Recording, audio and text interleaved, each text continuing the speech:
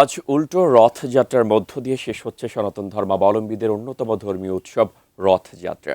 খাগড়াছড়িতে এ উপলক্ষে বর্ণাঢ্য শোভাযাত্রায় হাজার হাজার ভক্ত পূজা অর্চনা, প্রার্থনা ও ভজন কীর্তনে অংশ নিচ্ছেন। এ বিষয়ে জেলার পৌর শহর থেকে বিস্তারিত জানিয়েছেন প্রতিনিধি ছোটন বিশ্বাস। উল্টো রথযাত্রার মধ্য দিয়ে শেষ হতে যাচ্ছে সনাতন ধর্মাবলম্বীদের অন্যতম ধর্মীয় উৎসব রথযাত্রা। রথের উপর ভগবান শ্রীকৃষ্ণ, বলরাম এবং সুভদ্রার যে প্রতিমা স্থাপন করে প্রীতি রথযাত্রার মধ্য দিয়ে সম্পন্ন হবে আজকের এই রথযাত্রা।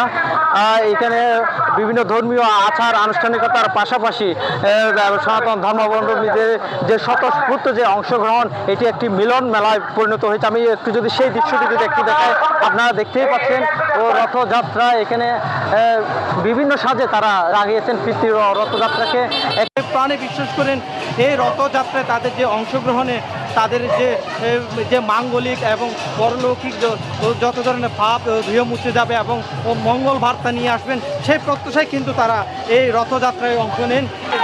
মঙ্গল কামনায় তারা প্রতি বছর কিন্তু এই রথযাত্রার আয়োজন করে থাকে। খাগড়াছড়ি থেকে ছোটন বিশ্বাস, এটিএন নিউজ।